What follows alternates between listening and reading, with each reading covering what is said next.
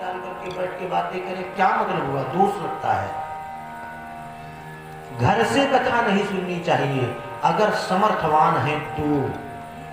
अगर भगवान ने दोनों पैर ही नहीं दिए हैं, बैसाखी भी नहीं है, देख भी नहीं पा रहे, अकेले सुन पा रहे हैं, तो मजबूरी है भैया कि आए कैसे पंडाल में। लेकिन दोनों पैर चकाचक हैं, सैदाबाद चाट बतासा खाने तो दौड़े चले जाते हो, लेकिन हमारे ठाकुर जी के समक्ष पंडाल में उपस्थित होने में तुम्हारे पैर घोंटू दर्द होते हैं, तो तुम्हारे पैरों का तो राम ही मालिक है, कितनी जल्दी गठिया बाई हो जाएगी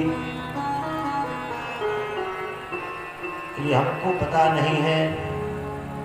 अरे सामर्थ्यवान है तो समक्ष जा करके चुराना नहीं है, बिना आज्ञा के कथा श्रवण नहीं करनी चाहिए, व्यास से ऊंचे मंच पर बैठ करके कथा नहीं सुननी चाहिए।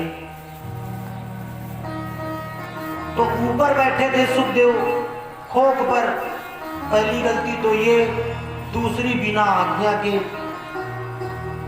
इसलिए भोलेनाथ ने ये श्रोता का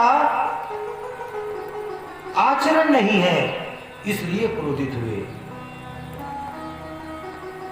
दौड़ा लिया त्रिशूल लेकर के। सुखदेव डरते हुए, क्योंकि कालों के महाकाल जब मारने पे आ जाए तो फिर बचाने वाला कौन है? अरे काल से बचाने वाले तो भोलेनाथ है, महाकाल है, लेकिन जब महाकाल ही काल बन करके आए तो फिर उसको बचाने वाला कौन है? इसलिए जब भोलेनाथ दौड़े तो सुख भागते हुए व्यास जी के आश्रम पर पहुंचे, और उस समय ऋतुकाल से निवृत्त पा करके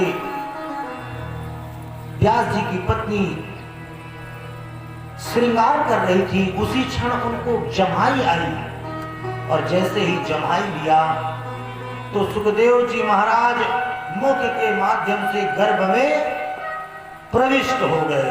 अब भोलेनाथ तो दौड़ते हुए आए, हे व्यास जी, मेरा अपराधी आपके आश्रम में आया है, उसे शीघ्र मेरे समक्ष उपस्थित करो, मैं उसे दंड देना चाहता हूं।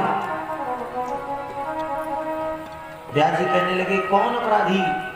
कहने लगे, अरे एक सुख था जिसने मेरी आज्ञा के बगैर कथा को श्रवण किया है, अब मैं उसे छोड़ूंगा नहीं। व्यास जी ने हाथ जोड़ा, ध्यान लगाया तो देखा कि सुख धर्मपत्नी के गर्भ में विराजमान है, और उसने संपूर्ण अमर कथा को श्रवण कर लिया है। भोलेनाथ मारने के लिए कह रहे हैं, तो व्यास जी मुस्कुराने लगे और हाथ जोड़ करके कहने लगे, हे भोलेनाथ,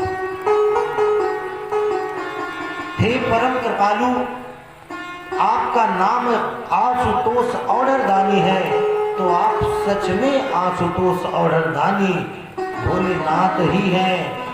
भोले बाबा कहने लगे, मतलब? तो व्यास जी कहने लगे, अरे आप एक बात बतलाइए, जिस तोते को अपने मुख से राम कथा का, कृष्ण कथा का, अमर कथा का पान कराया है,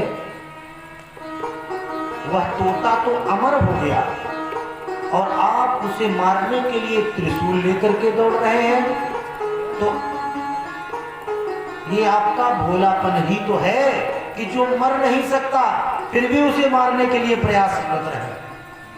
भोलेनाथ, अरे ये तो मैं भूल ही गया था कि इसने तो अमर कथा श्रवण कर लिया, अब तो ये अमर है, और अब मैं इसे आशीर्वाद देता हूं कि ये अनंत काल तक भगवान की कथा का गान करेगा, और घर घर में भगवान की भक्ति को जागृत करेगा।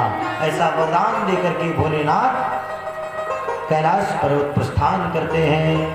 बोलिए उमापति महादेव की हर हर महादेव।